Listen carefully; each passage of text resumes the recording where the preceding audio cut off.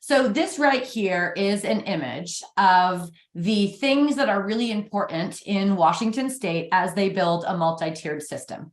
And we want to create every single classroom and school and district so that we have incredibly strong leadership, that we are making decisions based on what students need. We are looking at student outcomes, we are looking at student work, and we are making decisions for kids in the moment, just in time, based on the evidence that we have. And to do this, we have to bring in the whole village. We have to partner and engage families and students and give them a voice in their own learning and make sure that our schools are really steeped into our communities. Some students will need additional support. I cannot say enough that additional is the key word, that we are not looking to supplant or pull out Shelley from Leprechaun Day, but how do we layer supports so that students are always concluded? And ultimately, we have to do what provides us with evidence on our impact. And so that is just an overall visual. And when we look at that, we go, okay, so like, how do you operationalize that? Well, lucky for you, I love analogies, and I have a couple of different analogies to help you better understand the layers of support. Now, how do we talk about layers without talking about layer cake? So I've given you a couple of options here. So feel free to send a text to someone you love with the cake that brings you to your come from place, wherever that place is in the world. For me, it is carrot cake. My mom makes carrot cake like a meal. There are walnuts and coconut and pineapple. Shelley, what is a dessert that reminds you of your come from place? Oh my goodness, cheesecake. Cheesecake. Do you like the strawberries on top, or are you just going straight up? Cherry cheesecake. Cherry cheesecake. My meme used to make those little ones and like the cupcakes where you had the Nilla wafers and the cheesecake. Oh my gosh. So look at right now the waterfall. We have crazy cake. Teresa, we need more. What is crazy cake? I need that recipe. Black bottom cake, blueberry pie, so many amazing things. So I want you to plant that cake or that dessert in your head, because I promise I'm going somewhere with it. When we think about this dessert, I want you to think about the layers of my carrot cake. And when we dive in, you're going to think of those layers as the 3 layers of support in a multi-tiered system. Now, a multi-tiered system requires all students to be in that tier 1 universal bake layer, because you know what? It is not a layer cake anymore if you just cut the middle layer out and throw someone a sheet cake. You need the additional layers for it to be layer cake. So you all have a visual now, and maybe that visual for Elizabeth is like a triple layer banana cake. Amy has like a triple decker chess pie. Get your image in your head, but it's going to be beautiful, and it's going to be 3 layers. Now, the regulation from the federal guidance says that the type of supports that students need cannot supplant, cannot replace access to universal instruction. You cannot pull students out of what is rightfully theirs in tier 1 to provide them with the additional support that they need. Okay, fine. It happens literally all the time. So let's dive into an analogy of why that's problematic. Now, my grandmother, French Canadian, called her Mame, was very good at dealing out threats. And one of her favorite threats started with, if you keep eating all that sugar, and culturally, we always have somebody who is in our ear reminding us of the perils of sweets. Now, I want you all in the chat, if you're willing, to complete that sentence. I'll tell you how my meme completed it. But baking for me is not really a relative strength. So my birthday cakes for my children basically are layered trifles, which is, if you are not a baker, this is the recipe for you. You like make a box cake and you rip it up. And then it's like 3 layers of like pudding, cake, whipped cream, repeat, candy on top. Hello. And if Meme sees that, you know what she's going to say? Oh, Karen heard if you keep eating that sugar, you'll die from joy. And now, Karen, I am literally, oh, who got it? Ingrid. My Meme would go, if you keep eating all that sugar, your teeth will rot. And then that bird, who was like one of the great loves of my life, would take out the dentures and say it was because she ate too much sugar, which is like, I mean, that's 1970 grandparenting. Like, if you don't want this to happen to you, and I'd be like, oh my gosh, like Meme, like they didn't have toothbrushes then. Let's like bring it down a level. So again, I want you to think we have cake, we have, all this stuff going on with our teeth, but worry not, Shelly, because I have a continuum of support of dental care, multiple tiers of dental care. Now look at this love right here. Look at those sweet little teeth. Now, would you say, Shelly, that this lovely adolescent right here, even though that he has braces, he should probably still get to go to the dentist? Oh, for sure. Okay. Now, everyone should go to the dentist, right? That's tier 1 dental care. Tier 1. Go to the dentist. Back. Everyone goes to a general education classroom, right? Yep. Everyone goes to tier 1. Everyone goes to the dentist. Now, would you say even all of these kids should go to the dentist? I think that's would be very equitable. Yes. My watch even answered. The watch is like, I didn't get it. No, I don't get it either. Yes. Watch. Siri says everybody goes to the dentist. So, okay, close your eyes if you can't see the teeth pictures. But here we go, right? All of these children need something additional, right? They don't need this instead of, right? So we have the lovely girl in the upper left-hand corner, and like she has braces, but she still goes to the dentist, and if she needs cavities filled, she can get it. And if she needs a root canal, she can, right? So all of these different tiers, but they're always supplemental. And what you'll also notice is that when you start getting some additional supports, they don't all look the same. They're incredibly individualized based on data. What does the X-ray say that this kid needs right now? And let's provide it to them.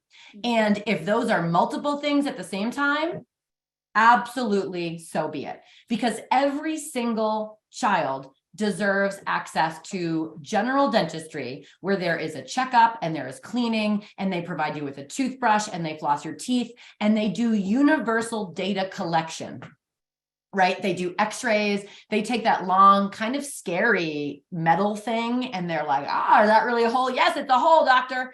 And then the doctor says, okay, no matter what, we're still going to meet the needs of this patient, but we also need to have this kid see an orthodontist and an oral surgeon. And I need to provide some support because I have to fill some cavities, but never would this be instead of. And what ends up happening, which is an incredible misconception about special education, is that in tier 3, if you look at the sweet little baby up in the top, the cleft palate, which you would say needs tier 3 intervention. It's not a tier 3 kid. It's a tier 3 surgical procedure. It's a service that is necessary. That same child goes on to have braces, if you look at the bottom right. But when a child is recovering from a cleft palate surgery, the oral surgeon might reach out to the dentist and say, you're going to have to treat this kid a little bit differently. Let me give you some really specific advice. That's specially designed instruction. So even though you need a special educator to design specially designed instruction, a general educator can implement the specially designed instruction. And the power of this system is when everyone shares data, collaborates, works together, and says, we're going to meet the needs of this kid whenever they need it, without pulling them out from what is rightfully theirs. So you're starting to go, well, when does that all happen? We have to blow up scheduling. We have to blow up the way that we put kids in classes. We have to blow up the way that teachers basically have one small group of students, as opposed to recognizing that every student in the school deserves access to the best that we have available. So we're going to get into that in a minute, but I want you to spend a couple of minutes just thinking about how this analogy works in explaining to someone why we need inclusion. So Shelley, how does the dental analogy help you kind of better understand why it's so important that everyone gets tier 1 and the kids who need more get more, but you can't get instead of, because as Meme will say, your teeth will rot. Well, and I think like one thing that really stood out here is that sometimes what I see is, well, we don't have enough toothbrushes. We don't have enough toothbrushes for everyone. So let's not give them to anyone and wait and see who needs it. And so this is often what I see at that tier 1 level. It's not universal. It's a wait and see kind of gatekeeper model, which then what happens is it bumps up a whole bunch of kids to receive tier 2 instruction, and it overloads the orthodontists, right? And so, my gosh, it's so good. It's so good. It overloads. And then if there's no orthodontist, you know what I mean? Being like, oh, well, we don't have enough braces, so let's just see who needs it the most. And then we overload the surgeons because it gets so backed up because no one is receiving the universal support. But if everyone has access to a toothbrush, right? And I think like, you know, what happens is it's this, because I love doing this also with the metaphor of the alarm clock. Do you know what I mean? Like, we don't have enough alarm clocks for everyone, so let's just wait and see who doesn't need the, you know. But if we follow a wait and see model, we're relying on failure. Yep. We're relying on kids not being successful. And so rather than that, let's look at like, what does everybody need to be successful? Done. That's it. And so that our advocacy isn't we need more oral surgeons. The advocacy is we need more toothbrushes. Because I can't tell you, because oral surgeons are very expensive. But if we keep waiting because we don't have enough toothbrushes, that's where the resources go. Instead of being, wait a second, back up the truck. We wouldn't need the oral surgeons as much if we were advocating for the universal foundation. And it doesn't mean, like, because there's another rumor out there that says, oh, you can't meet the need, or UDL is going to meet the needs of anyone. We don't need the oral surgeons anymore. I'm like, no, we still need oral surgeons. That's not what we're saying. But the reason why RTI, or tiered layers of supports, is a triangle is because that tier 3 individualized interventions are for a very small amount of people. They're very, very small amounts of people. But if we're not providing the layers before it, that amount of people is going to grow and grow and grow to make us think we need more oral surgeons, but we don't. We need more toothbrushes. And so it also affects how we advocate for how we use resources. And so in classrooms, what I think is one of the most important toothbrushes we can advocate for is collaboration, right? Like, it makes such a huge difference to support teachers to work together. And, you know, if you look at research, like, that is going to support that universal design process for so many kids. But that's not always what gets advocated for. We get advocated for, I need another EA. I need another really expensive assessment. I need another resource teacher. Like, we go to like, I need an educational psychologist. I mean, yes, we need those people and we need those resources, but we need a whole lot more before that, or everyone's going to look like they need an oral surgeon. Mm-hmm. And then you're going to be like my meme, taking out your teeth, taking out your teeth. Of Alka-Seltzer to clean them up. Yeah. So let's now break this apart, because we have MTSS, multi-tiered systems of support, and everything that we just talked about is the multi-tiers. Now, you could list a bazillion reasons, a bazillion barriers for truly making that work right now in your schools. And so what a multi-tiered system of support is it zooms out and says, what do we have to change on the outside when you're looking at these 3 drivers? And I'll explain what those are in a minute. But how do we build the competency of all teachers to be able to meet the needs of all students? How do we make sure that we have leadership that is willing to challenge the status quo and shift the resources and make decisions to make sure there's shared responsibilities for all students? Leadership also has to include family and community engagement. And then there's lots of technical pieces that we need to adjust, like the schedule and having really high quality technology and really innovative, flexible curriculum and all of those things. Those are implementation drivers. And too often districts kind of zoom into the MT without thinking about what has to change at the systems level to shift the mindset of everyone who works there, the collective skill set and the collective efficacy of all adults who are in the building. And then also, what do we need to do differently as far as leadership and technology? And we have to work in some ways from the outside in, because when we're always looking at the student who's in front of us, we're like, well, I need another oral surgeon and I need more wire for the braces. And at some point you have to zoom out and say, we have a toothbrush problem. Mm-hmm. And so when we think about MTSS, the reason we're calling this zooming in and out of inclusive practice is that this work is about children. And sometimes I hear myself and I feel like I'm falling short when I'm talking about systems. But if we don't change the system, we can't serve your babies. Mm-hmm. And it becomes the luck of the draw, where a bunch of teachers are just hoping and vying, or a bunch of parents rather are hoping and vying that certain kids will end up in certain classrooms. And that does not an inclusive system make. And when we think about this work, those drivers, remember that image that I showed you of the mountain, the drivers is the recipe for making big changes. And so when we talked about how do you meet the needs of a single child, you build relationships, you talk to their grownups about what they need, you provide options and choices. But to make sure that that's a guarantee, you have to zoom back out and make a little recipe card. And just like if we were going to make this cake, you have to go into the pantry and say, what ingredients do we have already? And what ingredients do we not have yet? We do not have a bunch of leaders who truly value and believe in inclusion, who believe that every kid is capable of success. We don't have a culture where we're consistently looking at evidence and impact to make decisions, as opposed to what we have always done and what is comfortable. Oftentimes, we don't truly engage families. We might invite families in, or we might involve families, but true engagement is shared decision-making about people's children. Providing a continuum of supports to all students when they need them. Special education does not live in a tier.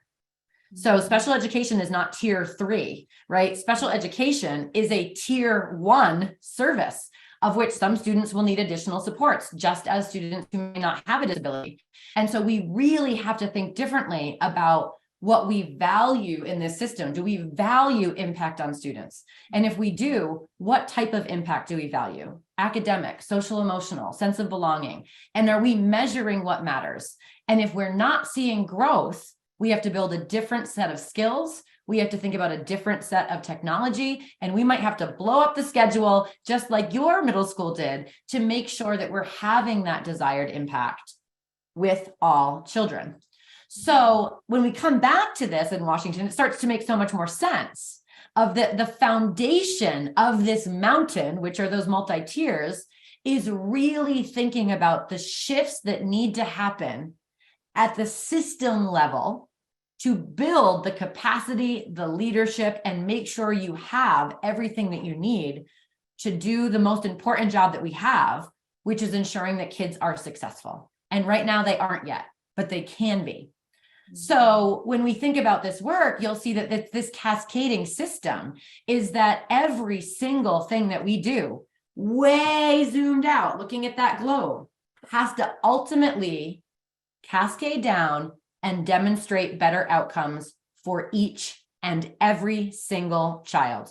And the children who we most need to focus on are those who have been historically excluded and oppressed and underserved, which are our students of color, our students who have disabilities, our multilingual learners, our students with economic disadvantage, and our Indigenous students. So it is absolutely critical that we are looking at the decisions and the actions that we make and their ultimate impact on kids who have been underserved. And Beverly Daniel Tatum, who's a great scholar in this work, always says, the work is not about intent. We can't talk about what we're trying to do. We have to talk about what we're doing. And there are too many kids with holes in their teeth walking around who don't have access to a dentist, an orthodontist, and an oral surgeon. And that's why we have to shake this system up.